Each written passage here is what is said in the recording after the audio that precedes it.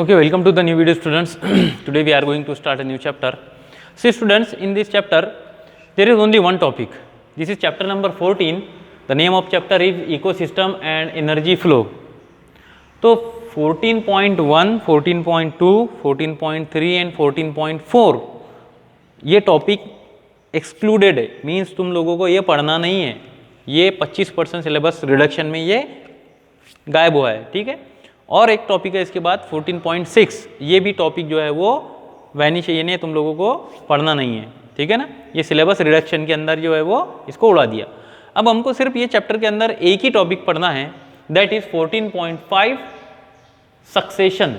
इसको ecological succession भी बोलते हैं, ठीक है। सक्सेशन का अर्थ मैं तुमको सिंपली समझा देता हूँ। ये सिंपली सक्सेशन क्या होता है ये समझने के बाद में हम ये टॉपिक देखेंगे, ठीक है। सक्सेशन का अर्थ क्या है? फॉर एग्जाम्पल, एक ड्राई लैंड है, ड्राई एरिया है पूरा, वहाँ पे कोई भी प्लांट प्रेजेंट नहीं है, there is no plant species, but gradually environmental condition changed and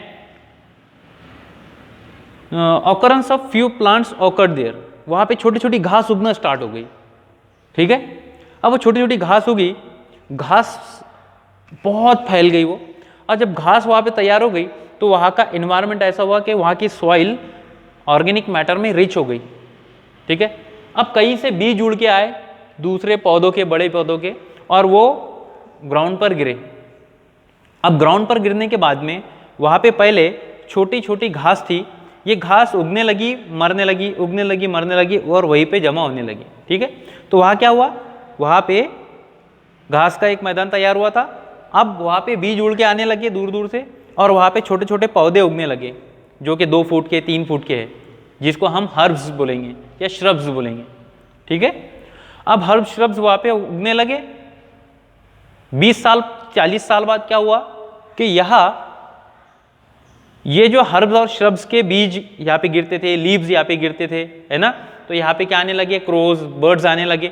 in birds के साथ में कुछ हायर प्लांट के सीड आए और वहाँ पे गिरने लगे। फिर यहाँ पे क्या हुआ, श्रब्स के बजाय यहाँ पे ट्रीज उगने लगे, और ये जहाँ ट्रीज वो है 50 साल बाद वहाँ पे क्या बन गया, एक पूरा जंगल तैयार हो गया, है ना। तो इनिशियली क्या था, एक ग्राउंड था, बैरन लैंड था, जहाँ पे कुछ भी नहीं था, लेकिन ग्रेजुअली इन्वायरमेंटल कंडीशन सूटेबल बनती गई और वहाँ का इन्वायरमेंट चेंज होता गया। तो पहले यहाँ पे ग्रास लैंड बना, ग्रास लैंड से फिर हर्ब श्रब्स आए, और हर्ब श्रब के बाद में लार्ज ट्री आए, और अल्टीमेटली एक पूरा जंगल बन गया। ये जो स्टेप वाइज चेंजेस थे उस लैंड के ऊपर, दिस प्रोसेस और this overall phenomenon is known as succession. बस ख्याल में आ गया। अब इसके डिटेल में हम घुसते हैं क्या होता है ये, ठीक है।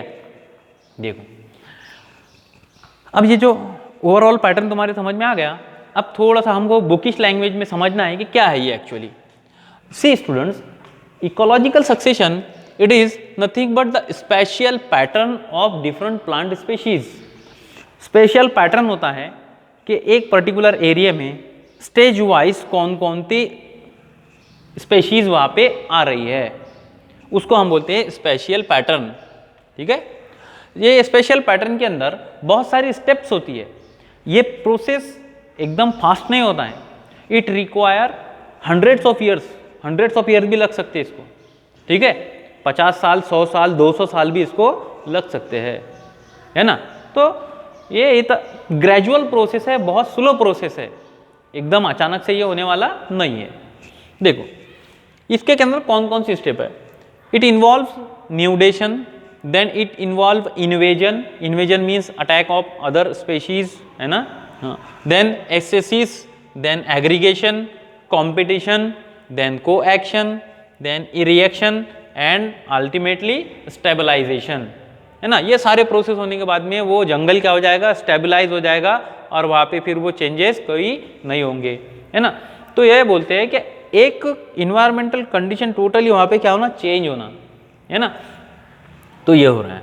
अब इसके अंदर कुछ टर्मिनोलॉजी है, ये टर्मिनोलॉजी को समझने के लिए देखो हमको सबसे पहले एक शब्द है सीयर करके।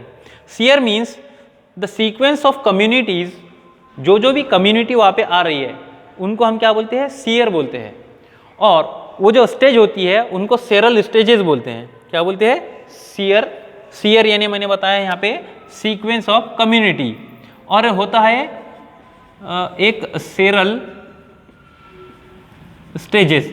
सेरल स्टेजेस मीन्स कौन कौन सी स्टेजेस है ना? पहले ग्रास है, फिर हर्ब श्रब है, फिर उसके बाद में ट्रीज है ना? तो ये जो स्टेप वाइज चेंज है, सीक्वेंस है, तो ये सीक्वेंस ऑफ कम्युनिटी को हम सीयर बोलते हैं, है ना? और वो स्टेज को सेरल स्टेज बोलते हैं। ठीक। नेक्स्ट एक है सेरल कम्युनिटी। सेरल कम्युनिटी यानी इंडिविजुअल कम्युनिटी जो के स्टेज वाइज आ रही है, उस स्टेज वाइज आने वाली कम्युनिटी को, इंडिविजुअल कम्युनिटी को सेरल कम्युनिटी बोलेंगे। क्लियर? फॉर एग्जाम्पल अगर तरोटे के झाड़ पौधे आ रहे हैं तो तरोटा क्या होगा? एक इंडिविजुअल स्पेशीज होगी, वो इंडिविजुअल कम्युनिटी हुई तो उसको हम सेरल कम्युनिटी बोलेंगे। ठीक है। तरोटे के साथ में दूसरी जो और कोई हर्ब्स आ रहे हैं, है ना? फॉर एग्जाम्पल दूधी के प्लांट अगर आ रहे हैं तो वो दूधी के प्लांट जो है वो क्या हो जाएंगे? वो एक अलग सेरल कम्युनिटी हो जाएगी। ठीक है ना? ओके। अब ये जो सक्सेशन है, सक्सेशन बेसिकली अलग अलग टाइप में डिवाइड है। एक होती है प्राइमरी सक्सेशन और एक होती है सेकेंडरी सक्सेशन। अब ये क्या होता है primary succession? For example primary succession को पहले देखते हैं हम। एक लैंड है जहां पे नो लिविंग ऑर्गेनिजम्स एग्जिस्ट,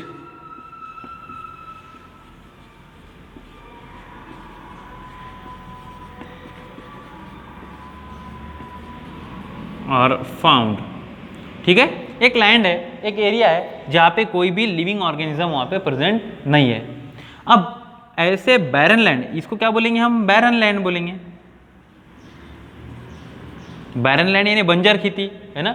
बंजर जमीन जहाँ पे कुछ भी प्रेजेंट नहीं है, सिर्फ एक मैदानी मैदान है जिसके ऊपर सिर्फ रॉक्स एंड सॉइल्स है, सॉइल प्रेजेंट है, रॉक्स एंड सॉइल, पहाड़ है और चट्टा बड़े बड़े पत्थर है और मिट्टी है, सॉइल है, बस। दूसरा वहाँ पे कोई भी एक प्लांट का स्पेशीज भी नहीं है। लेकिन ग्रेजुअली बारिश हुई और फिर हो सकता है कि कहीं से उड़कर ग्रास के सीड्स आए और वो सॉइल के ऊपर गिरे। सॉइल पर गिरने के बाद में वहाँ पे पहले ग्रास तैयार होगी, है ना? जो एग्जाम्पल मैंने पहले दिया वो रिपीट होना पूरा अभी, पूरा सीक्वेंस। फिर ग्रास के बाद में यहाँ पे धीरे धीरे क्या आने लगे? हर्ब आने लगे। हर्ब के बाद में यहाँ पे श्रब आने लगे और श्रब के बाद में यहाँ पे लार्ज ट्रीज आने लगे। ठीक है। तो ये जो सीक्वेंशियल चेंजेस हो रहे हैं जो बैरन लैंड से स्टार्ट होते हैं, इसको बोलते हैं हम primary succession. And secondary succession क्या होता है? सेकेंडरी सक्सेशन का अर्थ होता है लॉन्ग में। सेकेंडरी सक्सेशन यहाँ पे क्या होता है? यहाँ पे ऑलरेडी कोई स्पीशीज एग्जिस्ट करती है,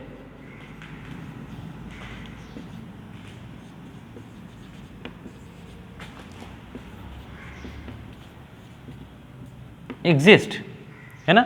यहाँ पे ऑलरेडी कोई स्पीशीज क्या होती है? एग्जिस्ट करती है, और वो एग्जिस्टिंग स्पीशीज के ऊपर न्यू स्पीशीज आना स्टार्ट होती है। New species enter. जब वो न्यू स्पीशीज इंटर होगी तो such type of succession is known as secondary succession. Clear बात हो गई? यहाँ पे सेकेंडरी सक्सेशन वालों को आने के बाद रेडीमेड थोड़ा सा इन्वायरमेंटल कंडीशन मिल रही है, लेकिन यहाँ पे क्या होता है?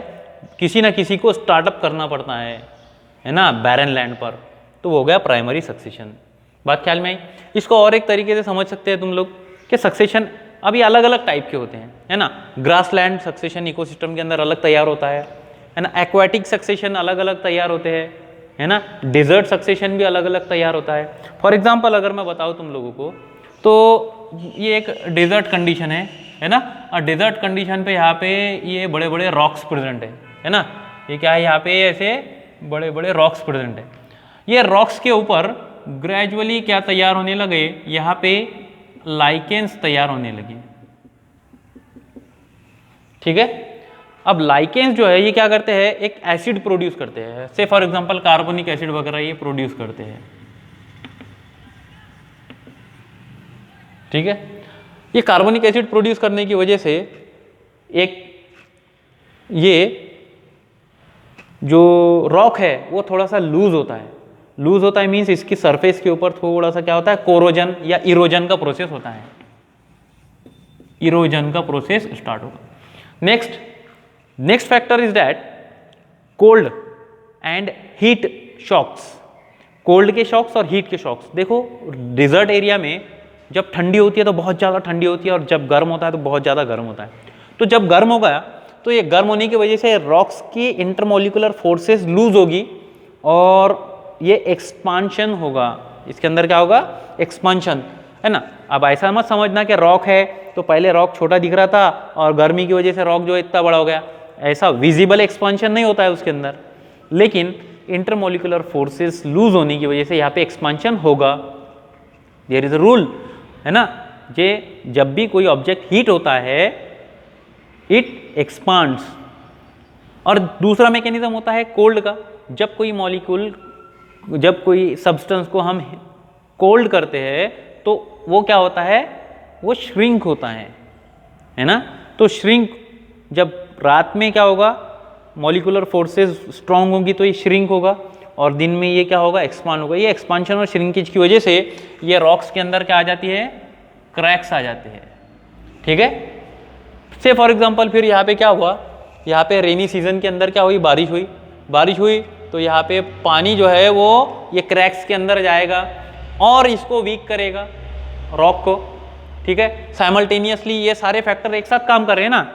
लाइकेन अलग अपना काम कर रही है, हीट अलग अपना काम कर रही है, थर्ड थिंग जो कोल्डनेस है वो अलग काम कर रही है, वाटर अलग काम कर रहा है। फिर ये ड्यूरेशन में क्या होता है, रॉक वीक होता जाता है। 50 साल 100 साल बाद में क्या होगा, ये रॉक यहाँ पे क्या, एक सॉइल की लेयर तैयार हो जाएगी यहाँ पे, है क्या नहीं। यहाँ पे सॉइल की लेयर तैयार होगी तो बस हमको क्या चाहिए, पौधों को उगने के लिए सॉइल ही चाहिए, उसके अंदर न्यूट्रिशन वगैरह प्रेजेंट रहेंगे, है ना। अब वो सॉइल के अंदर जब प्लांट उगेगा तो यहाँ से स्टार्ट होगा, ग्रास से हर्ब से श्रब से ट्रीज। बात ख्याल में आई।